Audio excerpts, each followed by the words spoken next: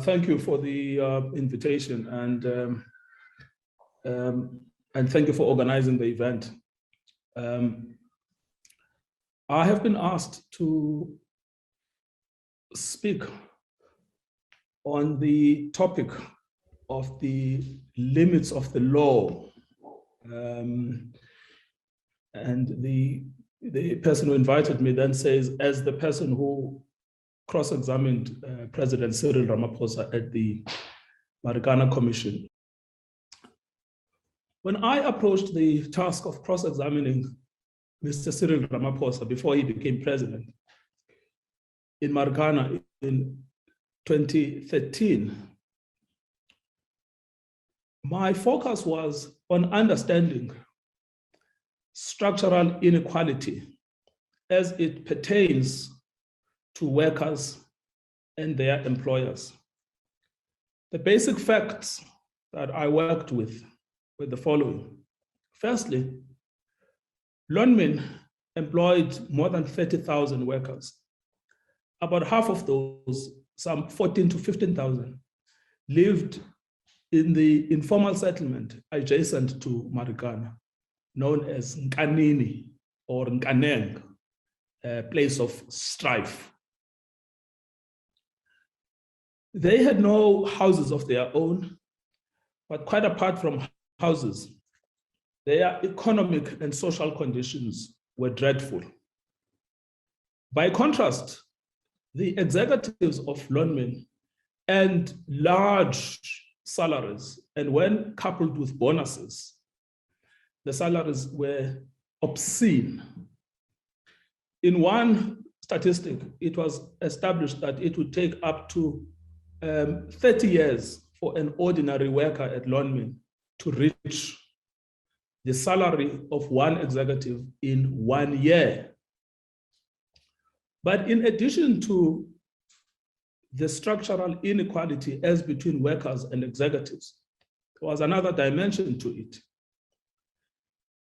The government and the traditional leaders and Lonmin itself were in some sort of a tripartite coalition which functioned on the basis of passing mining profits in different forms from the mine to the government, sometimes to traditional authorities, but never to the communities, the so-called host communities. And yet there was a third dimension to the structural inequality. The government has simply been unable to enforce obligations undertaken by Lonmin through its social and labor plans. Those obligations straddle the labor sending areas. More than 27% of the workforce of Lonmin came from one region in the Eastern Cape. And Lonmin had made promises for the development of the region: schools, clinics, roads, none of which were fulfilled by the time of the crisis.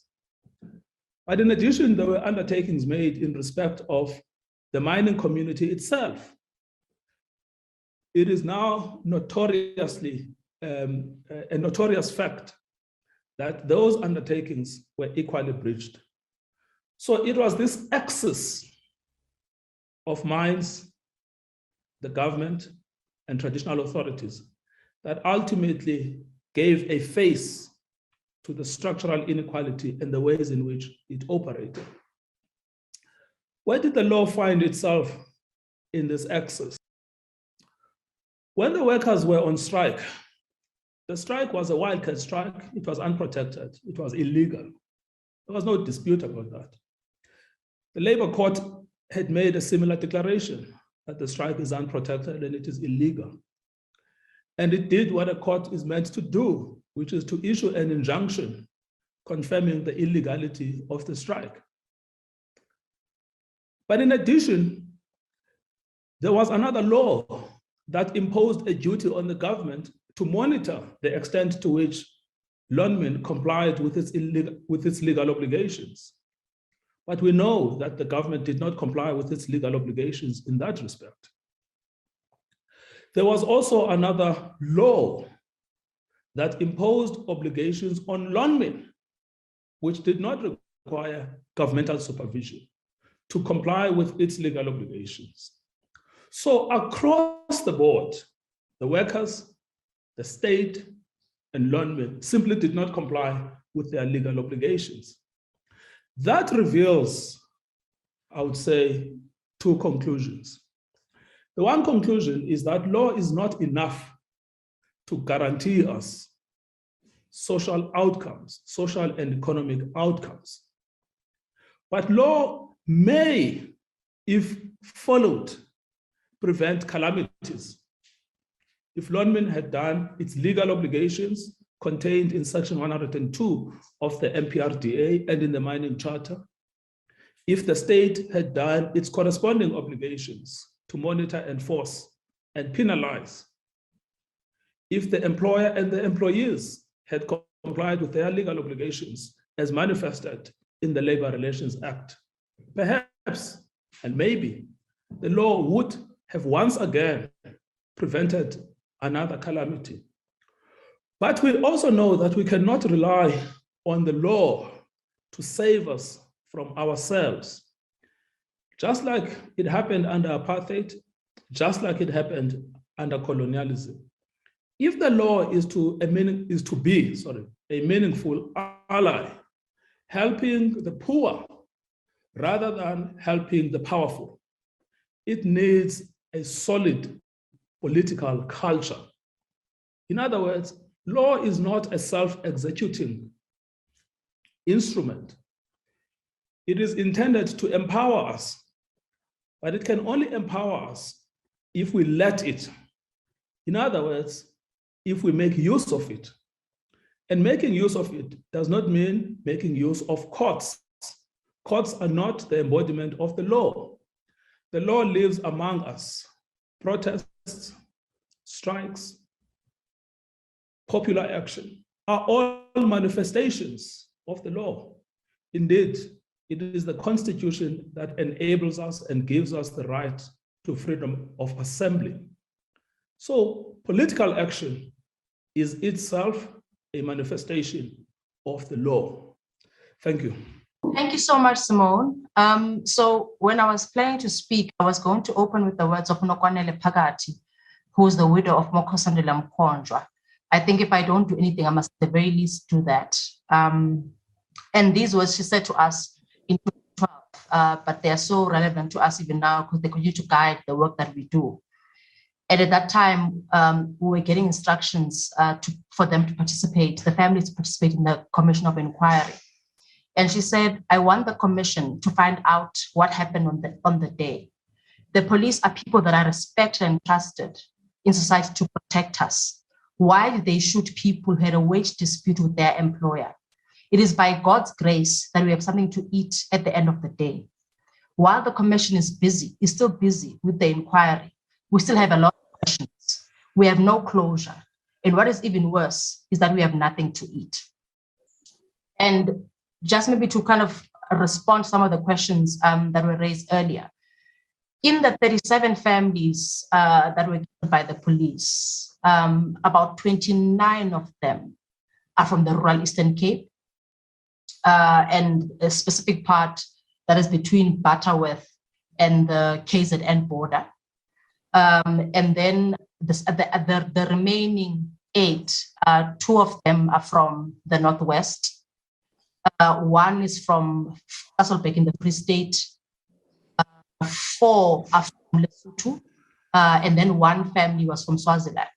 So most of these families were based in the rural areas, I think with the exception of maybe the 1 family that came from and possibly the Lithuanian family. And in the Eastern Cape, specifically in the families in the Eastern Cape, never really have to engage with the police because the police stations are set in town, and therefore they had very limited interaction with the police, but they knew that they're meant to protect them. And so when the massacre happened, apart from just the disappointment of what happened with the police, they had an expectation of what the government would do. I think at the time that Usis Nokwanele made the statement, there was kind of hope because the Commission of Inquiry was about to start, and at least it was the government's first, probably second intervention to Marikana. Probably in the weeks before, they'd made, I think, donations of 25,000 rand each to each family member for the burial of those who had been killed, and then they now set up this Commission of Inquiry. And at that time, I think there was a lot of hope about what could happen. One, the families expected that there would be some sort of criminal prosecution, that they would know the truth about what happened. In fact, Nokwanele's statement is kind of the same as the other statements that came from other mothers, from the fathers, who were like, we want to know what happened and we want to know why it happened. And even though we sat in a Commission of Inquiry for 2 years and there was a 600-page report, we did not get an official account of why the massacre happened. And we're quite disappointed by that, but they continue in their struggle regardless. So one, they wanted to find the truth. That is a long journey that they are still busy with. They expected that there would be criminal prosecution. There has been at least 2 cases where the police have been prosecuted. One case relating to the cover-up of where a minor had died in the Khalala, and another case about 5 people who died in the days before. And in the process of those prosecutions, one of the things that the families wanted was being able to hear evidence from the people that were on the ground. So in the criminal case around it's been interesting to hear from police who participated in the operation, who could give evidence on who shot from where, under whose instruction, what were the minors specifically doing, and again, listening in a criminal court to what the police are saying. They are confirming what the minors have been saying from the days before the commission about what happened on the 13th. And I'm pretty sure that when it comes to the 16th, we will be hearing the same things about what actually happened, why the minors get killed on the 16th of August. But a big part of what it has been is what Usis Nokwanele closes with, which is, but we have nothing to eat. The miners, all of them at the time, at the time they died, they had a net of about 4,000 rand. If anyone earned a little bit more, they earned about 5,000 rand a month at the time of their death in 2012. But most of them still sent at least half of that to their families, regardless of whether they were married. Many of those who were single had responsibilities to support people beyond their own nuclear families, their children, their extended families to support. And when we brought the civil claims on their behalf, their expectation was that at the very least, the money that they would receive would enable them to move past the hunger that was expressed in the initial quote. And what has happened in that process is, one, there was a very simple request from the families for an apology. That request was also brought by the miners in the case that they litigated to say there must be an apology from the government. Apology has not been made. It looks like it's one of the things that the state is unwilling to respond to. In fact, in the case that the miners have been litigating, there was an argument that there is no legal entitlement to an apology, and the families throughout have sort of been promised that the apology is coming. In relation to damages that have been paid, they've only had the breadwinners component of the claim paid. For most of the families they represent, the family was represented by Advocate Ngcukaitobi, and the LRC received their damages claim, I think in 2017 18, and the families we represent, some of them got in August, 34 of them got the loss of support component. But we were stuck specifically on the issue of what is government accountable to compensate in relation to the non-financial loss, in relation to the pain that has been suffered. And in the negotiations that we were having, there was sort of a failure to acknowledge how deep the hurt and trauma is that the families are dealing with. Even as we sit here today, tomorrow will be the 16th of August. And even the families want to memorialize and remember that they also know that tomorrow will open up old wounds. And with every year that passes, they are almost taken back to this very violent occurrence in their lives. And in kind of then looking at what would democracy demand of government, right? For me, it was like at least there would be three things that would have moved us a little further than where we are now. One, I think government would have accepted that they are a government for the people, by the people, and therefore would have wanted to account to us as a nation, before even the victims, to us as a nation, about how the police used the force that we then trusted them with to kill 37 of our own.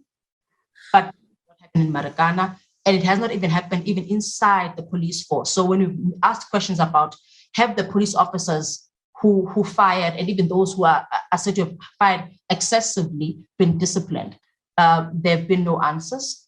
When we've asked questions specifically about government's engagement with Lonmin and now with Sibanye, there isn't any pressure coming from government for Sibanye or Lonmin to do anything specific. In fact, Lonmin and Sibanye have been allowed to do everything out of their goodwill. Out of their goodwill, they appointed the families into jobs at Lonmin at the families' request in 2014. Out of their goodwill in 2013, early 2013 or late 2012, they established the 1608 Trust, which educates the minors, children, siblings, and family members. And out of their own goodwill, again, they are building houses for some of the families to finish the 44 houses that the Marikana MACUA Trust had committed to building for all the 44 families who lost loved ones between the 10th and the 16th of August. But throughout this, there isn't any point where government has forced or has even engaged around, as Meshack said, around the issue of the SLP, has asked the questions around what is the role of Sibanye and Lonmin in the rural Eastern Cape? What's going to happen to Nkane? Why are there still no basic services there? Why are people still living in shacks without windows, without electricity within Nkane? Those questions haven't been asked by government, because government is not checking private power.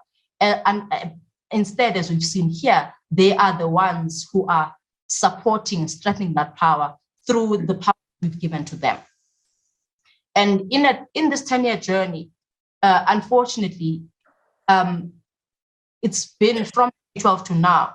The family sit on one side and the state sits on the other side, and the families see as the people who brought them here and the people who are responsible for their plight, government and Lonmin. But there isn't even a place where those three stakeholders meet.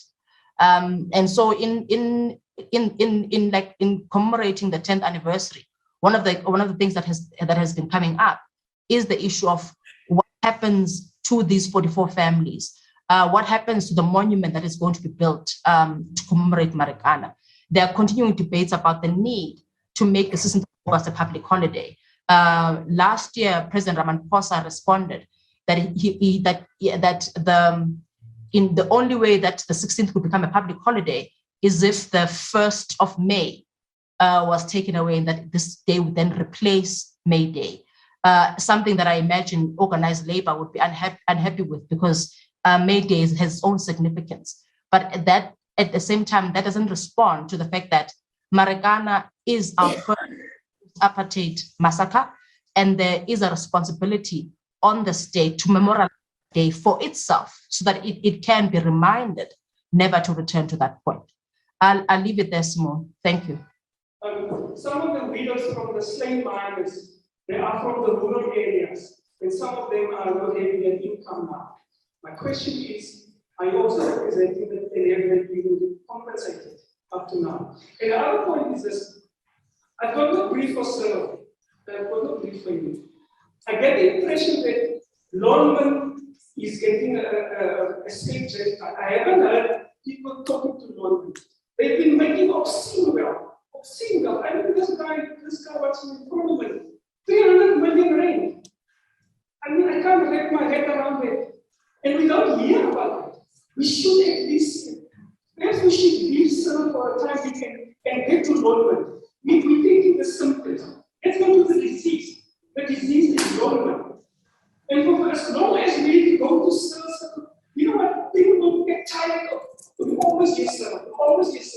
What is it happening? Tell me more. We don't want to take SERI anymore. Let's go to London. And let's take a London. For as long as we go to SERI, we must have for that. What about SERI? London's got the money. London's not got the things. You know what London is doing? They ship out the platinum from here, sell it to their own companies at low market price. Then they sell it there for more. We sell for SERI. We sell. Go to London.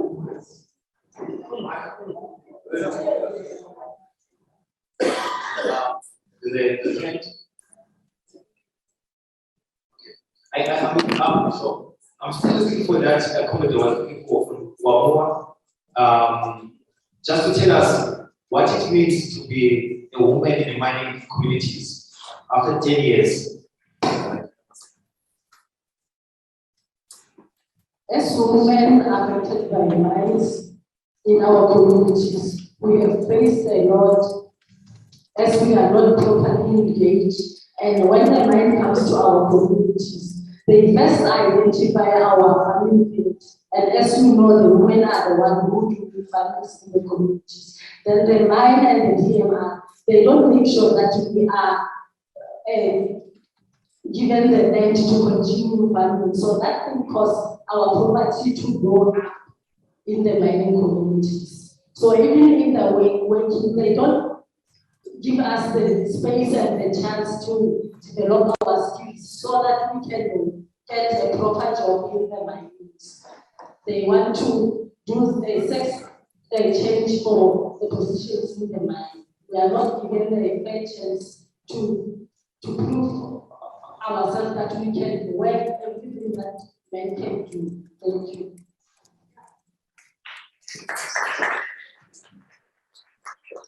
Meshack, there was a question about how we direct our efforts towards London, except for outside of sort of down personalities. I was just wondering what you thought about that. Yeah, so let me say that there is something like 80 billion that is with the Justice Department for people who are working in the mines, the Provident Fund, Pension Fund, that is sitting there.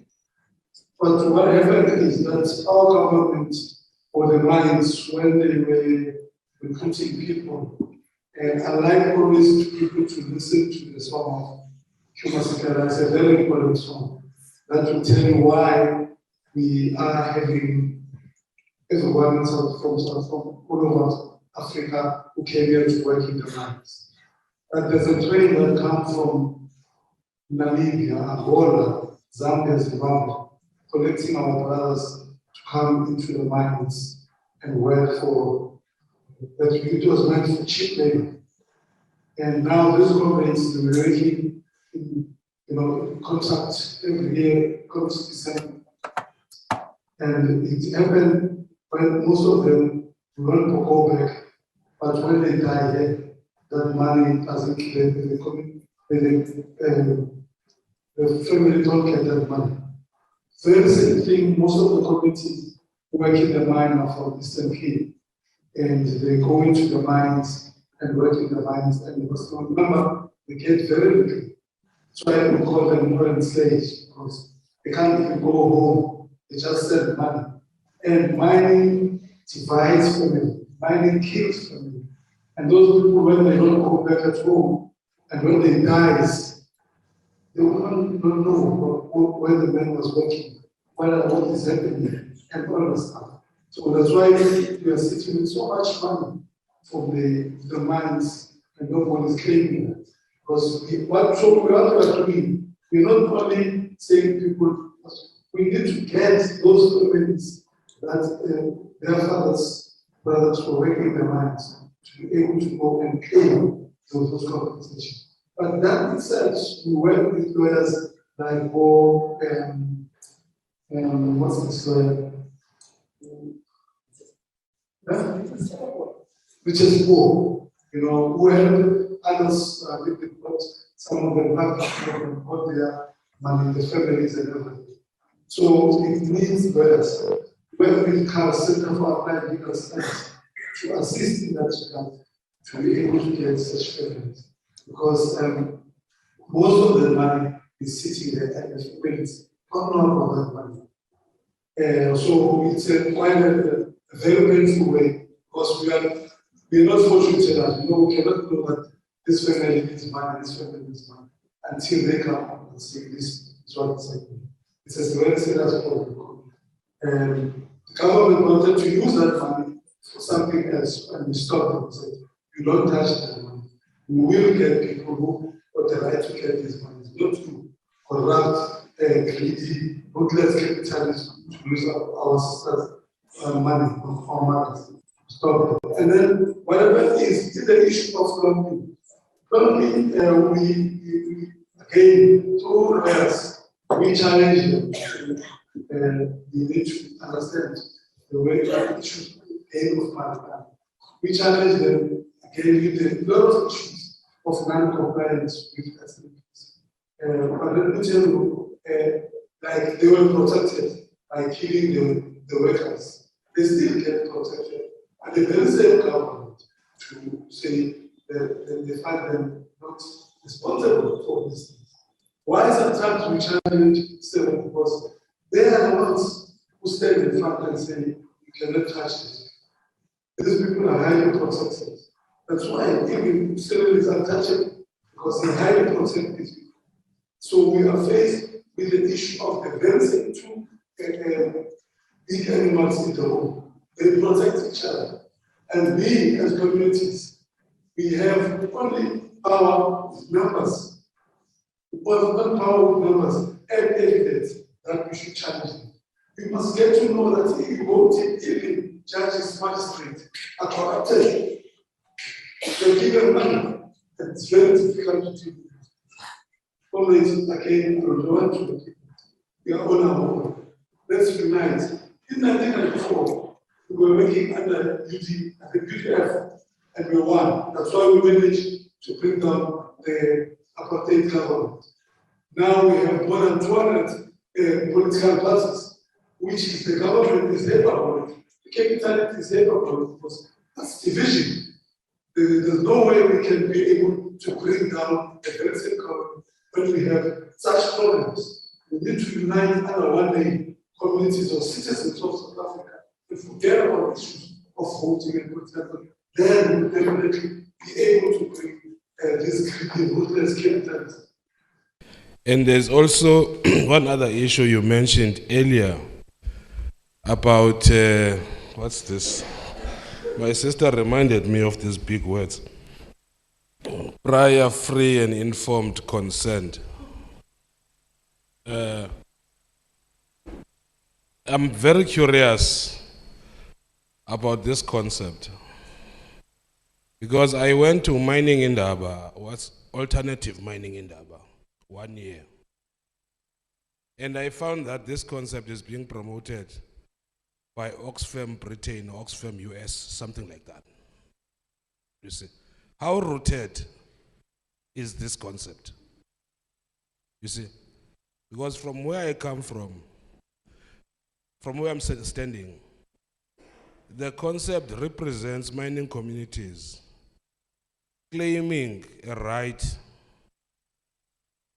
a customary right to be consulted about the land in which they stay in.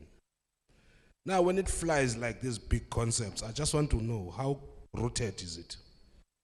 You know, because how it was explained there, very technical, and I was wondering that I live in Cape Town, I'm struggling with this. You know, maybe somebody who doesn't have a lot of assistance in understanding things around them. How are they grappling with this concept? You know, and lastly,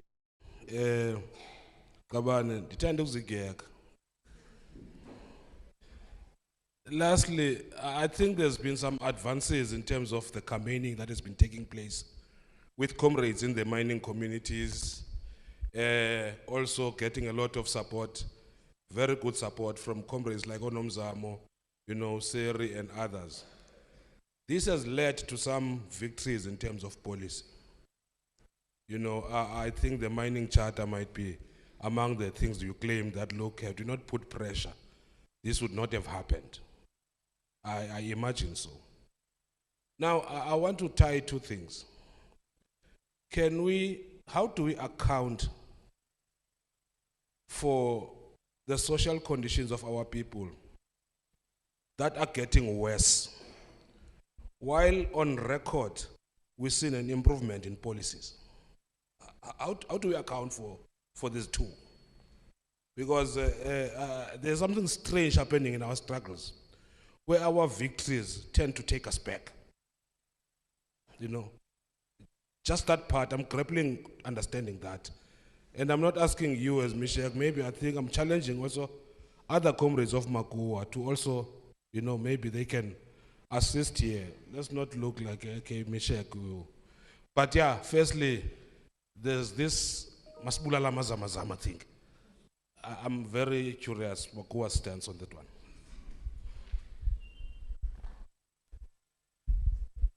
I'm going to give Comrade Meshack opportunity to respond, and then hopefully Comrade Nomzamo as well. So afterwards.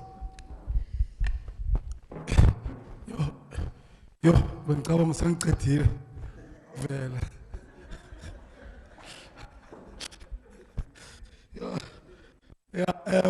comrade, let me say this. We try to engage.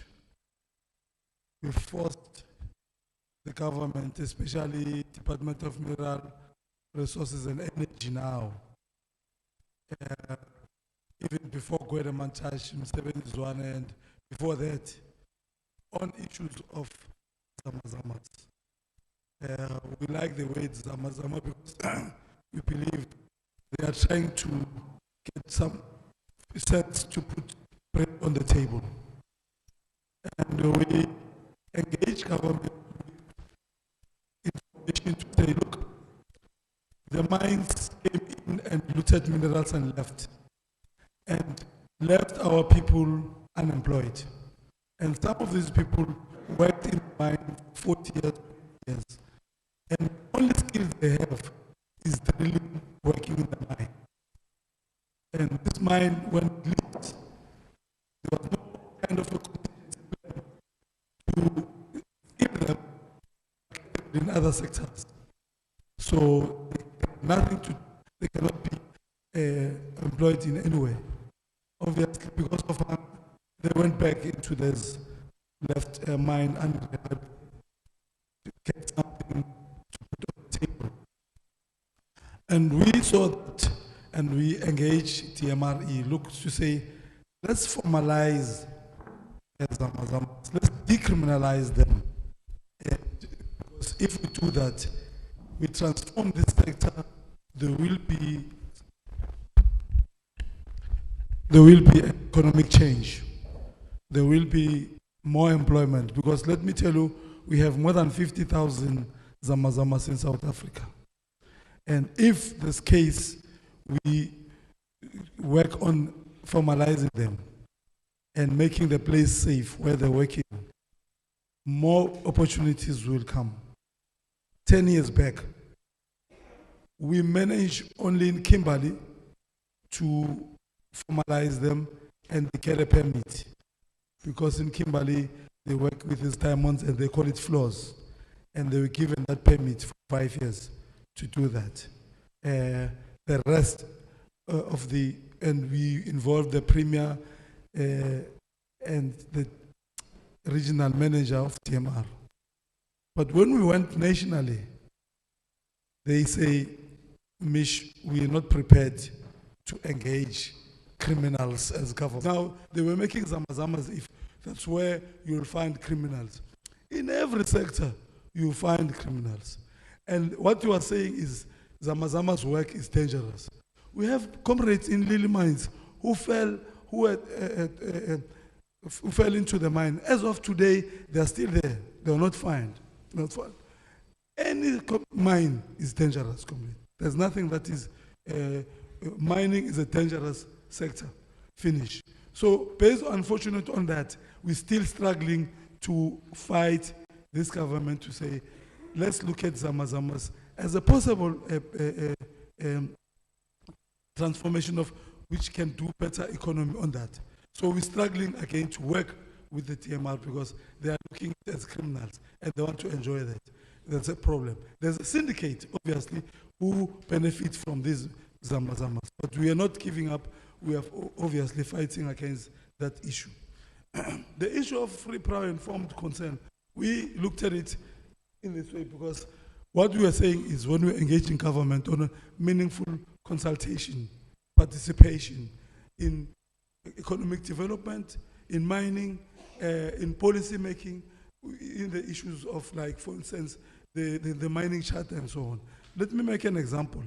When we were amending the MPRDA on issues of mining charter, we forced the government to say, we want to be part of formulation of this mining charter because we know what we want, you know. And we went to court on 19 February, I think 20, and we won that case to say we must be part of formulation of the mining charter. But it was just an order from the court. They continued sidelining us, and we challenged that. And the court said, the question is, what is meaningful consultation? What is meaningful engagement? It's a very broad weight, and that becomes a very serious problem. And we went out there and say, what is it that can really try and push these people to open up a floor where we can be able to engage in formulation of policy development and everything that is there in South Africa. We look at the issue. You're right. It was Oxfam mostly who came with these principles. And we looked at it and say, what is it? What does it mean, really? Free, prior, and informed consent. Before any mine can come into our area, we have to freely get that information, that is, who are they, where do they come from, and references where they come from, so that we can be able to see that these people, if they come from Switzerland or they come into Swaziland or whatever, what they did there, was it good for the people or not?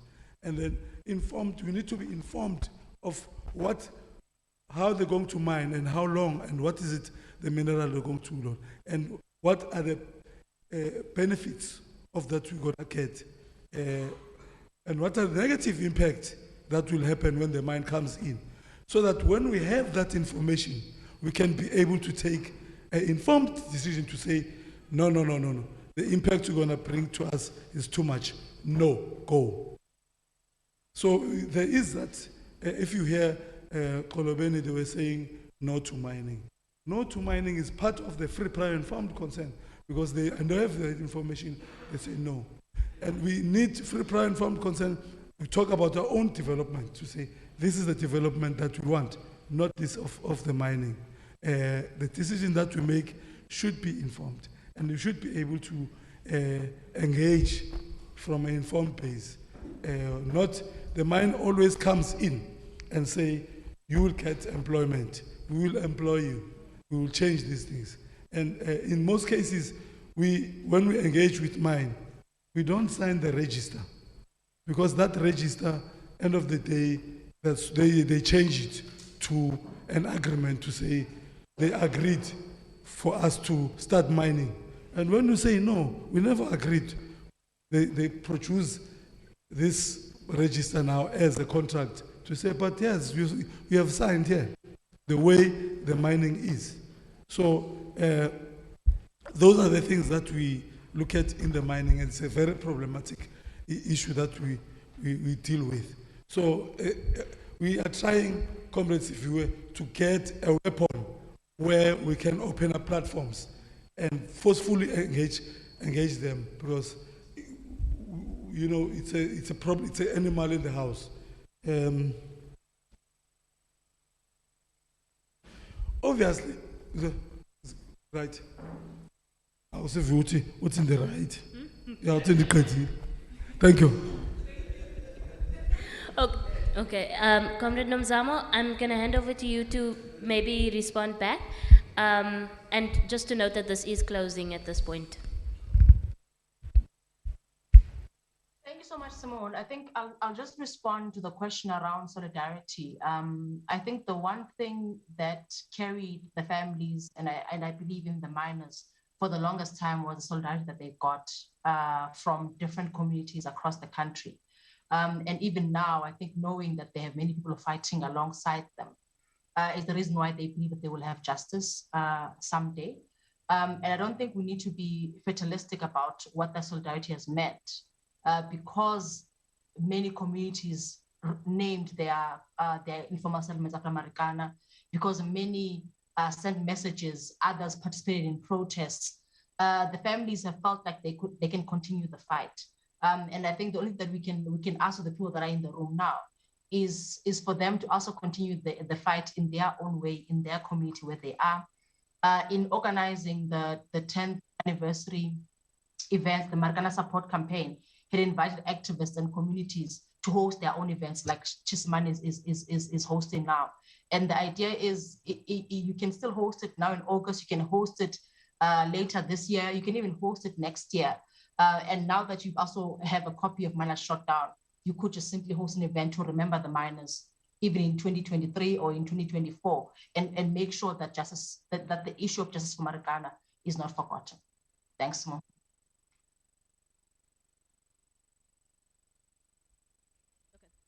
And that's the last.